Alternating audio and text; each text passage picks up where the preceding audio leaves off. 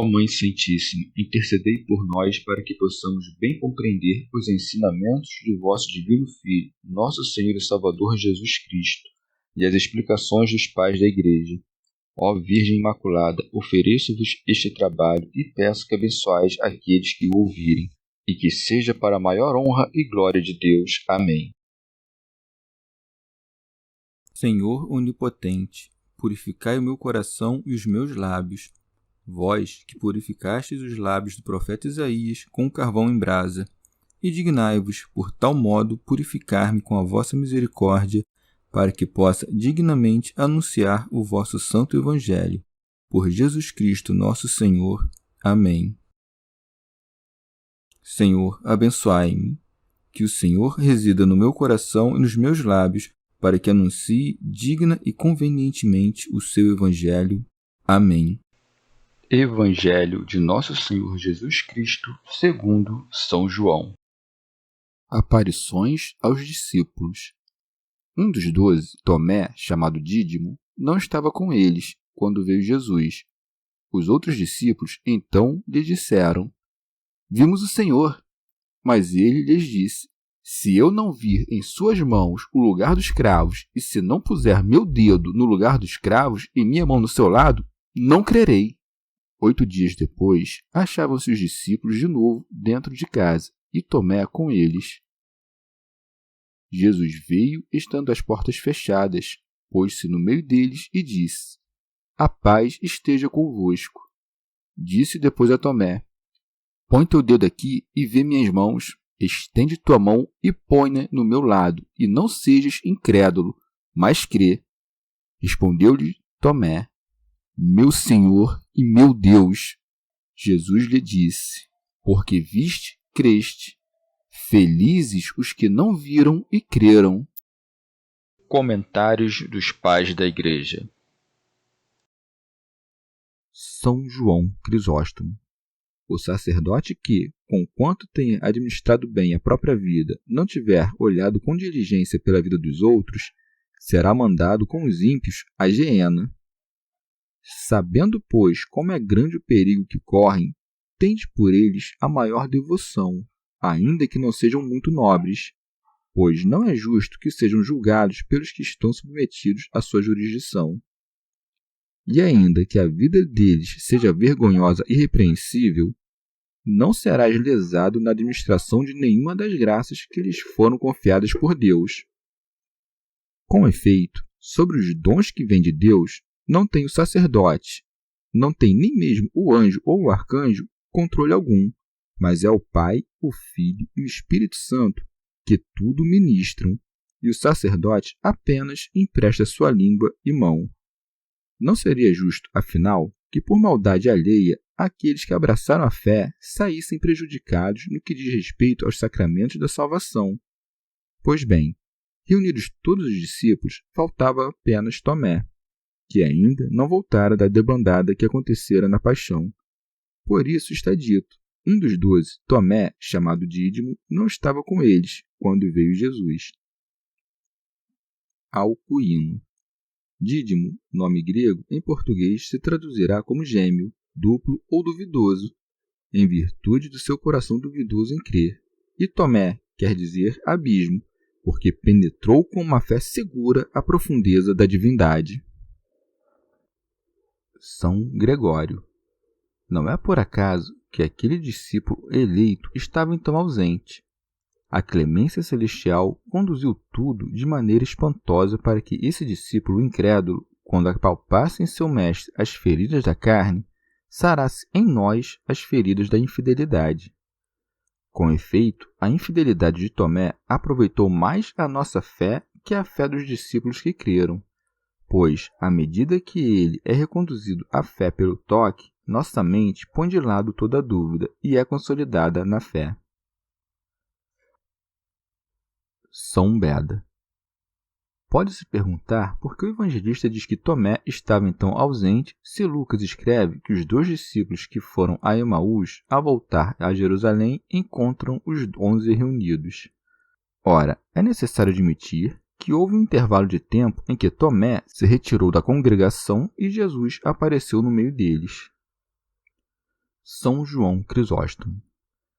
Assim como crer ingenuamente e de qualquer jeito é marca de leviandade, do mesmo modo, afundar-se em investigações sem fim é próprio da mente grosseira, e por isso Tomé é repreendido.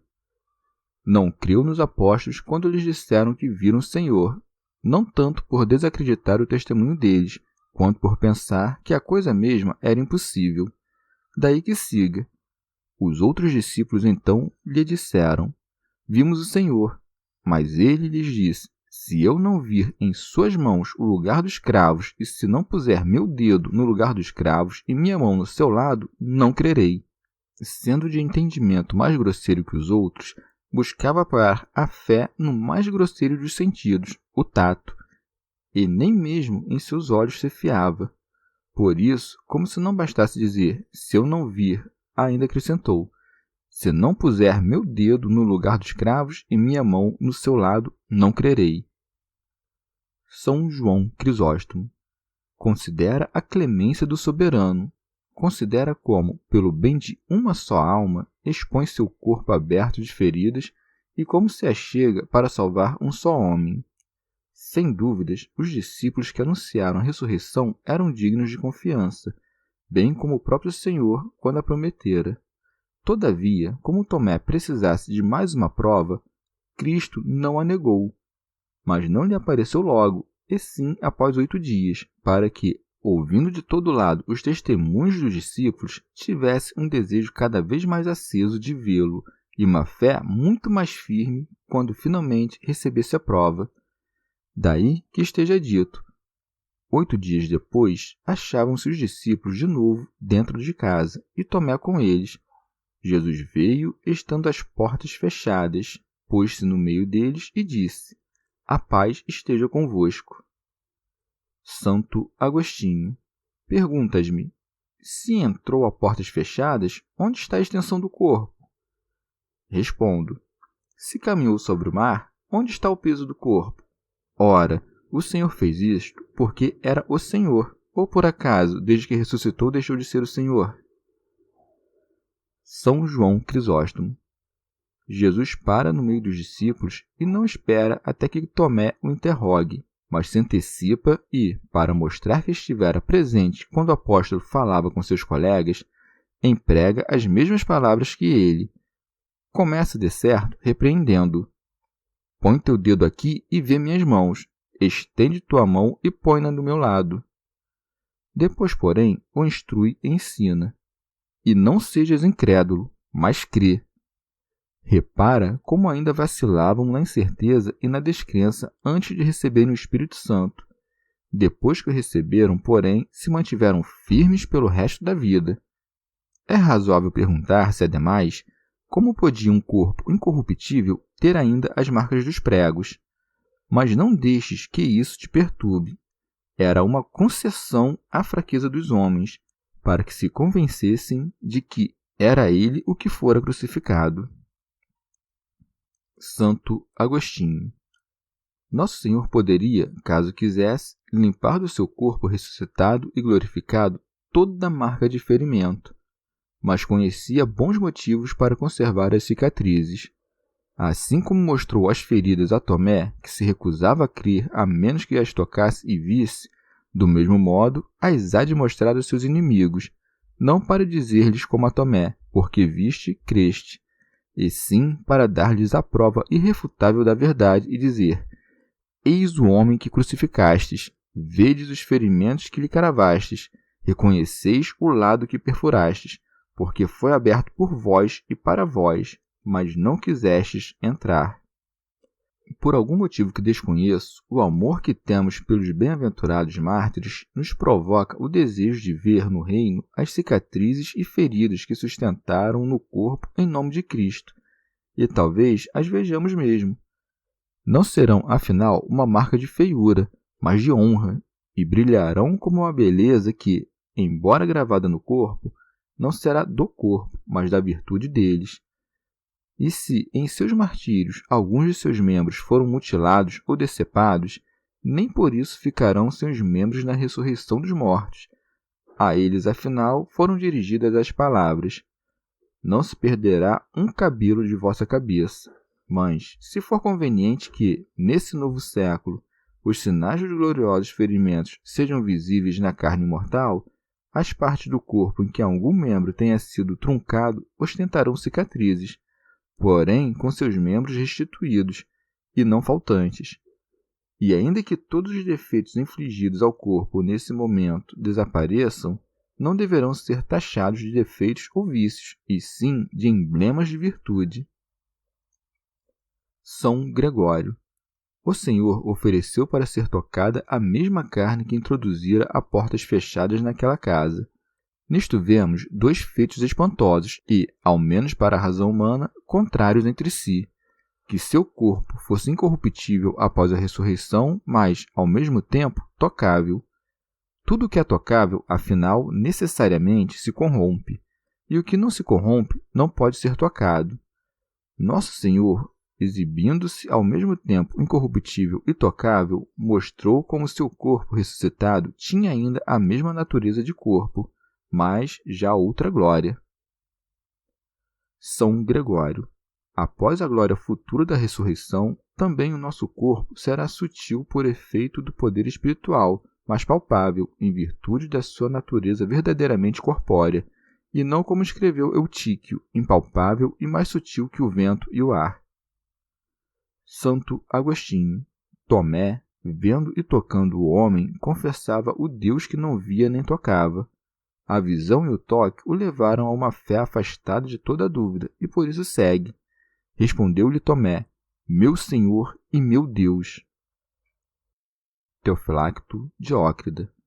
Tomé, que era antes infiel, depois de tocar o lado, revelou-se perfeito teólogo, pois expôs a dupla natureza e única hipóstase de Cristo, ao dizer: meu Senhor, reconheceu a natureza humana, ao dizer: meu Deus, reconheceu a divina, e ambas as naturezas num só Deus e Senhor. Segue. Jesus lhe disse: porque viste, creste. Santo Agostinho. Nosso Senhor não diz me tocaste, e sim me viste, porque a visão é, de certa forma, o sentido geral. Na linguagem do dia a dia, a visão costuma ser empregada no lugar dos outros 4 sentidos. Por exemplo, dizemos: ouve e vê como soa bem, cheira e vê que bom cheiro tem, prova e vê que bom sabor, toca e vê como está quente. Por isso aqui diz o Senhor: põe teu dedo aqui e vê minhas mãos. Ora, o que é isto senão dizer: toca e vê? Tomé, contudo, não tinha olhos no dedo. Logo, quer em referência ao olhar, quer em referência ao toque, é isto o que diz o Senhor: porque viste, creste. Alguém ainda poderia sugerir que o discípulo não se atreveu a tocar quando o Senhor se ofereceu para ser tocado. São Gregório. Mas, uma vez que, segundo o apóstolo, a fé é o fundamento das coisas que se esperam e o argumento das que não se veem, daquilo que se vê já não se tem fé, mas apenas reconhecimento. Se, pois, Tomé viu quando tocou, por que nosso Senhor lhe diz: porque viste, creste? Porque uma é a coisa que viu, outra a coisa em que creu. Viu o homem, confessou o Deus. Ora, é motivo de grande alegria a que segue: felizes os que não viram e creram. Esta frase se aplica especialmente a nós, que, embora não tenhamos visto na carne, o guardamos, todavia, na mente, desde que, é claro, acompanhemos com obras a nossa fé.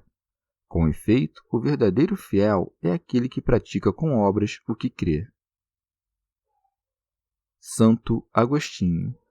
Nosso Senhor usou o verbo crer no pretérito porque via como já acontecido tudo o que ainda havia de acontecer por predestinação. São João Crisóstomo. Sempre que o cristão pensar ou disser: quem me dera eu vivesse naqueles tempos e visse Cristo fazendo milagres, lembre-se destas palavras: felizes os que não viram e creram. Teofilacto Diócrida. Inclui nisto também os discípulos que creram sem tocar as feridas dos pregos ou lado. Chegamos ao fim de mais um dia de comentários da Catena Áurea. Muito obrigado por ficarem até aqui, que Nossa Senhora derrame suas graças sobre nós e até amanhã. Kyrie